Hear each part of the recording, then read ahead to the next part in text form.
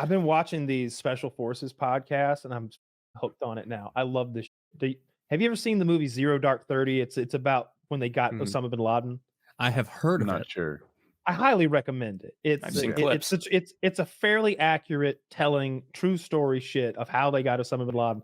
And it was a woman at the CIA who was mad about some of her friends getting blown up, who made it her job to like track down and find Osama bin Laden. It was her the whole way. And so it tells her story for a while. But then you've also got, I think Chris Pratt is on the SEAL team, like SEAL Team 6. Yeah. And then there's several other characters like scattered along, like in the military and the CIA and everybody who like made this thing happen. And when they actually go on the raid and go in, it is really fucking cool. I just listened to Why'd you throw him in the ocean? Oh, because we lied about that. Because they didn't want to like have like a mecca for terrorists to like visit and like put roses on Osama bin Laden's grave. Like you ever go to that place where John Lennon airdrop him into an enemy's land? Now they've got a problem. Osama bin Laden Barack Obama thought it was a great idea. Those guys' names are similar. Barack Osama wanted to do that. But middle name's Hussein too. That was fascinating. That's so funny. Talking about the crazy part. He said that the woman at the CIA told them, she's like, that his last line of defense will be his son, I think Khalid, something like that. His last line of defense is Khalid.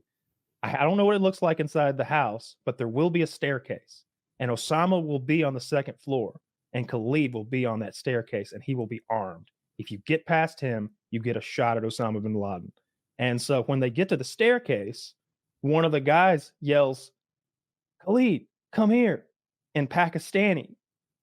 And Khalid pokes his head out and they blew it off. And then they walked in and killed Osama bin Laden. Heavy sleeper, that guy. He was, well, Osama was like up, like trying to get, they always say he was trying to get a rifle.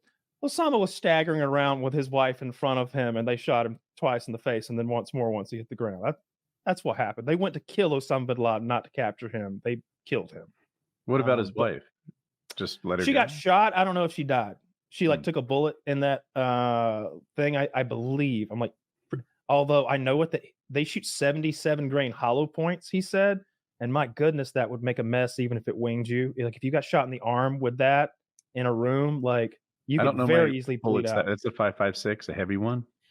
It's a yeah, but the hollow point part that it's it's gonna like kind of it's really coming apart when it hits you and making. I don't think I've ever fired a 5.56 hollow point. I didn't know that was a thing. Yeah, there's hunting rounds is where we'd get them, but like I don't think I'm like 99.9% sure the regular military doesn't shoot hollow points because they all shoot FMJ or green tip or something, but I guess those special forces guys just don't give a. They shoot hollow points. I've always heard they can have whatever they want. Yeah, but there's rules that, although on this raid in particular, like they had snuck into Pakistan. You know where that house was like, less than a mile. I think a kilometer away from where Osama bin Laden's house is like their West Point, like the Pakistani West Point. Like he's not in the middle of nowhere. Mm-hmm. He's right down the street from their military, like professional military training grounds, like where their top brass is. They got him in their back pocket right there, keeping him safe. I wonder if you could look at that house on Google Maps, like satellite view, and check out the compound, like a street view. There's lots of Google car driving through there. Google cars have been there, but I'm sure there's imagery of the place. I don't know if you can like see like updated, like who knows what's going on. I kind of want to like to drag around the city and see. Yeah, like see the neighborhood. Yeah. No, those stories are wild because these guys are fucking killers, all of them. He's like, I'm not going to tell you the 200 different stories of we went through the door, we shot the bad guys in the face. Because we did that every fucking day. Let me tell you some stories when shit went wild. And I'm like, fucking hell yeah, tell me what about when it went wild. and he's got stories about having like bounding down the street, wounded while his partner's dead behind him. He's got a saw busting off 200 round bursts at like multiple assailants down the street in Iraq, like all sorts of really crazy James Bond shit. Dude, I wish I could tell a couple of the stories my close friend, Marine buddy, told me when he was in action over there. But there are a couple of them where he was like, we're all chatting, and he's like, because he listens, shout out, and he's like, Taylor, this next one you cannot say on the show. Like, you can't say this one because I don't want to implicate anything or say anything about this or that. And I'll be like, all right, I'm a professional, consummate professional. You can tell me. And then he does. And I'm like, God, yeah, I want to tell it. I want to tell it so bad. It's such a good story. People would love it. But gotta respect that. Maybe someday. I have the guy I did the tat with, that long motorcycle rider around the country. He was an army guy and he told stories. The thing is, he wasn't an elite army guy or like anything good, and all his stories are like hilariously like stupid. Like, he's like, we're walking, there's enemy somewhere out there. We don't know where they are. We know that eventually we'll get close enough to them and there'll be a problem. And they're supposed to have a buddy system. I think it was him who lost his buddy. Like, his buddy's gone. And now we're all like, what the fuck? Oh no. Fucking my friend is fouled up. He lost the buddy that they're supposed to be accountable for each other. Turns out this dude fell in like a latrine hole, and now he's covered and smells like poo. But they didn't let him like stop, you know. So now he and his buddy gets it on him, and like, this is his story. There's no hero like rock star shit in any of this. Yeah, just smells bad. Just a comedy of errors in the army, apparently. Well, honestly, like, I'll find a link for this, and like I'll find a good one to try to whet your appetite and get you on board with this thing. Because like that. This guy I was just talking about, it was a comedy of errors for him. Like he's like, the Iraqis knew not to fuck with the bearded guys and the AMRAPs or whatever. I had some acronym for some big armor truck, and they knew not to fuck with the guys in the Bradleys. But here we were, two CIA guys. I mean, we were disguised, but we're just in a sedan. And he talks about getting ambushed. They shot him with an RPG. The car crashes, loses power because and there they are. They jump out of the car. His buddy's immediately killed, and then he's running from people for so long. He's like, and he's been radioing the whole time for backup, updating positions. And then he looks down and there's a bullet in his radio. He hasn't had a radio the whole fucking time. Nobody knows what's going on. He gets up. It sounded like some Tarkov shit. He got on top of a roof. He's like, I get to the fucking roof. And it's just a flat top roof. There's no little knee wall to get behind or anything. It's not like in the movies, but I'm returning fire from up there. And then I decide, I'm going to run back and I'm going to jump down one floor to the landing. And then from there down to the ground. Well, that landing only existed on the front side of the building. So when I jumped, I just fell 2 stories into the darkness onto the ground. So there I am laying on the floor, quite stunned and a lot of pain. And here come 2 Hajis around the corner. I'm like, this is great. I love it. They're great stories. And they're always so like weird about when they kill somebody. I wish they'd just be like, so then I killed the guy on the left, then I killed the guy on the right. They're just like, they use euphemisms and they sort neutralize, of nod. It's like, not even that. They'll be like, they were sitting in traffic, armored car. They're in an armored car, like he said 7 inches of bulletproof glass or something. Guy pulls up next to him in a car.